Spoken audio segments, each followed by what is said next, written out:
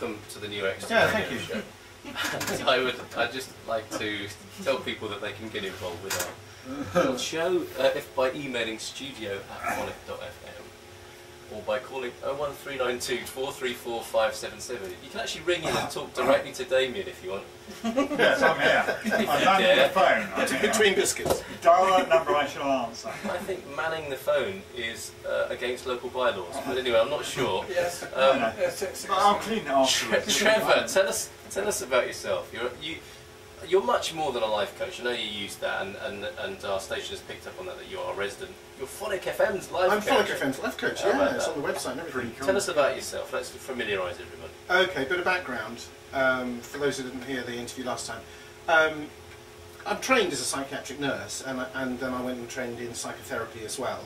And the reason that I did all of that in the first place was because, as a kid, lots of about 3 major events hit our family by the time I was 13. I lost my sister, lost my mum, my father had a very disastrous second marriage, and that was all over by the time I was 13. So between the ages of 7 and 13, our family went through like an emotional roller coaster. And then it all settled down, and I kind of, obviously not immediately on the first day, but over the years between like 13 and 20, got to thinking, right, well, life is obviously a bit unpredictable, to say the least. Are you still only 20 now? I look it, and thank you for saying that, Damien. So, I mean, this is radio, but there is a man filming me, so we've got to get ready for very long. And then I started to think about, well, what have I got to do to make however long I've got on this planet enjoyable and happy? And I naively thought that all I had to do was kind of look around at my mates and other people, because they hadn't been through what we'd been through, and they'd all be all right. And then I found, to my amazement, and I suppose almost horror, that most of them were not. They hadn't been through what we'd been through. Can you do a little horror for the camera? Horror for the camera. Yeah.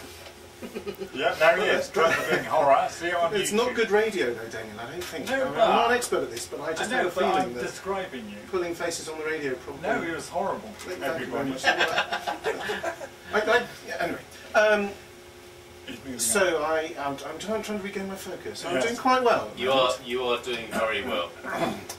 So I started to think, well, if I want to be happy, then I've got to figure out this for myself. And that's why I did the training, naively again thinking that people in psychiatry would all be happy people and know how to make miserable people happy themselves. And they weren't either. They're just the same as the rest of the population, people who don't like their jobs, in marriages. I mean, some of them were divorced and remarried a couple of times by the time they're in their mid-20s. to the same woman as well. No, Because they actually, couldn't no, work there it was out. more than one woman. Really? Yes, there's more than one woman in nursing. That was fair enough. Yeah. And so eventually I went looking for and reading about everything from like ancient Eastern philosophies. I read about Zen and Taoism and various things like that in my teens, and I read Jung, and then I realised, well, it's all very well, but this is a bit highbrow, and I don't know if I can live from this stuff. And gradually I found more and more teachers and ways of being. I mean, like Darren Eden was saying, I mean, that was really interesting, that interview. But he was Australian now, wasn't he? I think he probably still is, and I think that's probably not a disadvantage to being happy. Well, it might be if they lose the cricket, because their scorn will be poor. I suspect with his attitude to life, he'll probably get over it. Yeah. I suspect he will, yeah. It won't even change, he won't even notice.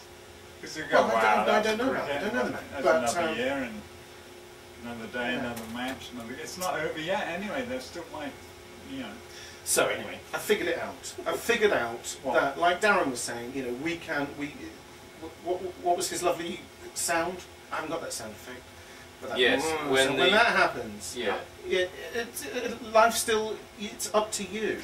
And what I'd like to do, given that this is week 1 of Life Coach on the New Exeter radio show, is like put out a challenge to the listeners and say, look, if you're out there and you're thinking, I mean, the thing that I think, the theme that I'd like people to pick up on is like, if they're saying, who, me? It's all right for you because you've got da-di-da-di-da, whatever. But there's so many people that, I mean, if I could have £1 for every time I've been close to a conversation in a pub, for example, where you get a group of people and they're all saying, oh, my job's awful, or I hate my boss, or I don't get paid enough. And you kind of think, but you don't have to do that. Trevor, how But much they would do. you have? Sorry? If you had a pound. If I had a pound, how much I'd be, would you have? I don't know, I'd be quite a lot off. And how much Especially if is I'd well? invested it. Invested If I'd in invested what, it, yeah, well, the Bank of Scotland wouldn't be. no, good. no, that's Could have no, gone down. You Yeah, could have gold. actually been given. gold probably. Yeah, good choice. Yeah, actually. gold.